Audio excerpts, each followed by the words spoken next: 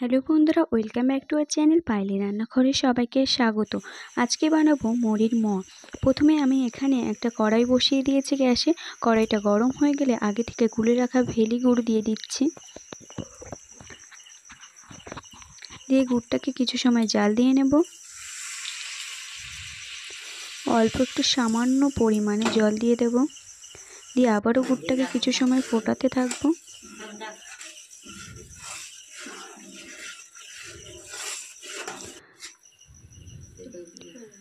খুন্তি দিয়ে নাড়তে থাকবো ও গুড়টাকে জাল দিয়ে নেব।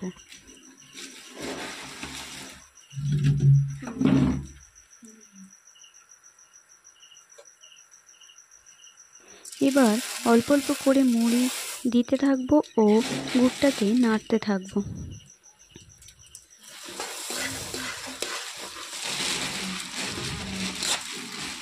অল্প অল্প করে গুঁড়ে মুড়ি ঢালতে থাকবো ও গুড়টাকে নাড়তে থাকবো মুড়ির সাথে।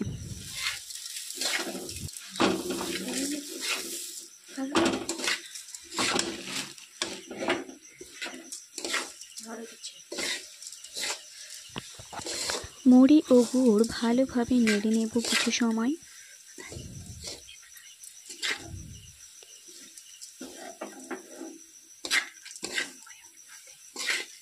খুব সুন্দর সেন্ট বেরোচ্ছে।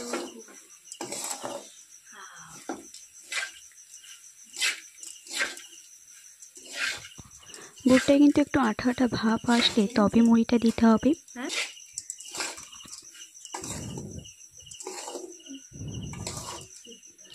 মুড়িটা কিন্তু এখানে মোয়া হওয়ার জন্য প্রায় রেডি হয়ে গেছে।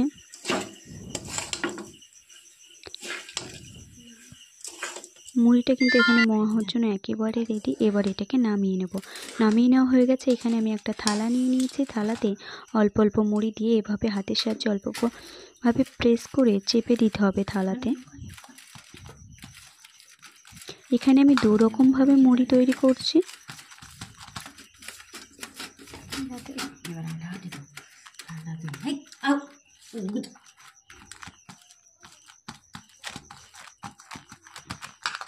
এখানে আমি একটা থালা নিয়ে মুড়িগুলোকে দিয়ে অল্প অল্প ভাবে চেপে দিচ্ছি।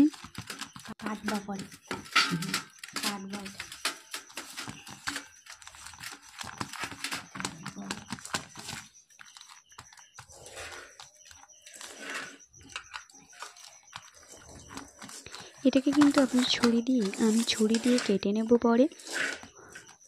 তো এবার আমি বাকি মুড়ি দিয়ে মোয়া তৈরি করে নেব।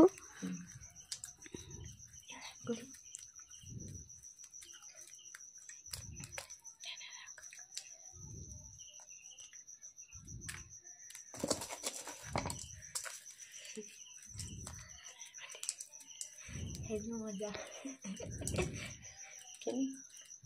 বানাইতে।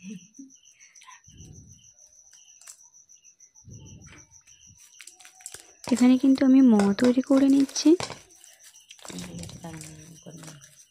দু হাত দিয়ে এভাবে চেপে চেপে।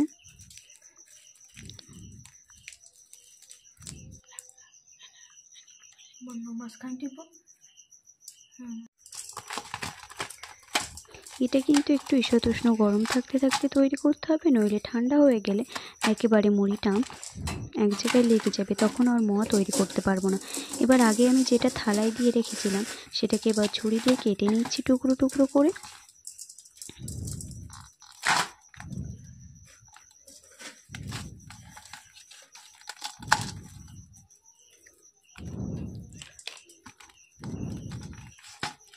এটা কিন্তু থালাতে দেওয়ার কিছু সময়ের মধ্যেই আমি এটাকে কেটে নিয়েছি, নইলে বেশি শক্ত হয়ে গেলে আমি এটা ছুরি দিয়ে কাটতে পারবো না। তো দেখুন আমি এখানে তুলে দেখাচ্ছি কতটা সুন্দর হয়েছে মুড়ির এভাবে। এবার আমি এখানে মুড়ির মোয়াগুলো দেখাবো। মুড়ির মোয়াগুলো দেখুন আমার তৈরি হয়ে গেছে। আর এই যাক, এখানে কিন্তু আমি দু রকমভাবে তৈরি করেছি। তো কেমন লাগলো? ভালো লাগলে অবশ্যই লাইক, সাবস্ক্রাইব ও শেয়ার করতে ভুলবেন না। আজকের মতো এতটুকু।